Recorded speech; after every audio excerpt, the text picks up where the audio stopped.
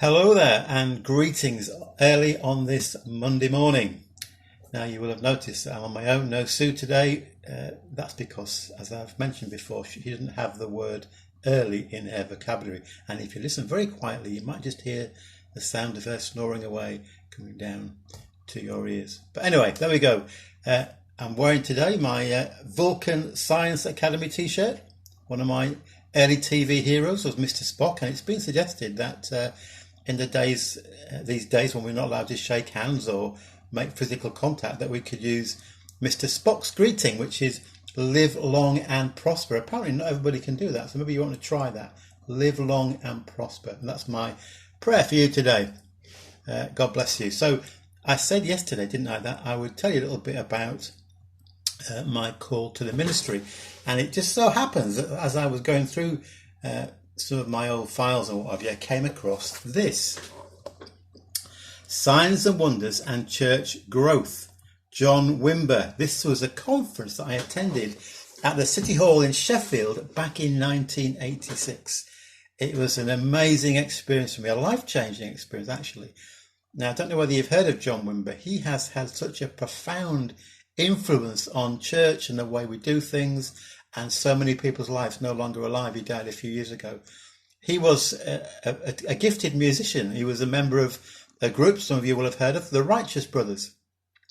He became a follower of Jesus and decided he'd better go along to his local church. And he's read the Gospels, he's read the New Testament, and he sits in church for 2 or 3 weeks. And then he asks somebody who's a member of the church, when do we do the stuff?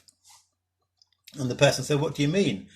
And John Wimber said, look, I read in the Bible that Jesus healed the sick, and he told us to do the same.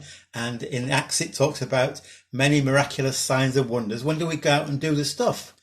And the person in this church was a bit embarrassed. And he said, well, we talk about it, we discuss it, we pray about it, but we actually go and do it. And of course, for John Wimber, that wasn't good enough at all. And he believed, as I do actually, that Jesus, when Jesus said, you go and do greater things, that's exactly what he meant. So how do we do that? And that conference was all about prayer for healing and so much more. That in our proclamation of the gospel, it shouldn't be just words, but we should be expecting God to move in amazing ways. And it was at that conference that I really felt the touch of God calling me into the Methodist ministry. And there's one particular song that was written by a guy called Arthur Tanouus, and it's I just want to praise you, lift my hands and say I loved you. And it's as we were singing that song on that occasion back in 1986 in Sheffield City Hall, 2,000 and more people, I really felt that everybody else had disappeared. It was just me and God, and so close to God in worship. Probably never experienced that again before or since. And God called me to the ministry, which is rather strange in my opinion, because I didn't see in myself what was needed in a minister, a church leader. And that's perhaps why I love so much the story of Moses, who's in Midian, is a runaway fugitive, is looking after his father-in-law's sheep, and he sees this strange thing, the bush that's burning but not burning up, and he goes to investigate and has this conversation with God. And God says, Moses, I've seen the plight of my people in Israel in slavery, and I want to rescue them. And you're the one I've chosen to accomplish that, to lead my people out of Egypt, out of slavery, to the promised land. And what does Moses say? What's the first thing he says? Good News Bible, but I am nobody. And then he goes on and says, how can I? God, you've given me this big task, but there's no way. I know myself. I know what I'm like. I can't do that.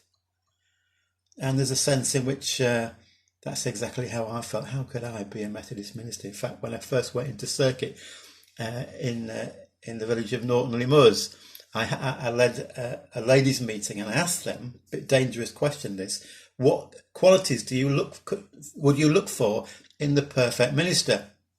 So I can't remember if it was a flip chart or an overhead projector. Remember those when they were the latest thing? And I listed all these qualities these ladies told me of the perfect minister. And then when I got to the end, it was quite a long list actually. I said, look, I've got to disappoint you by saying that there's only two things on that list that I can claim, and that is young and handsome. And even those I can no longer claim these days. So I know my weaknesses, I know my failings. I still can't really understand why God called me to the ministry, but he did. And it was a long and arduous road to get there. And I want to just say in closing that God calls each of us in different ways. He may not be calling you to be a Methodist minister. He may be calling you to be a local preacher or whatever.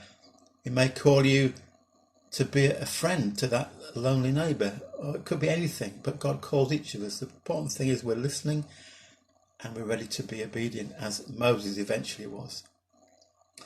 There's that hymn, isn't there? Will you come and follow me if I but call your name? And I pray for each of us that we might hear the call of God in our lives and we might say, yes, Lord, I can't, but with you I can. And that's what God said to Moses, but I will be with you.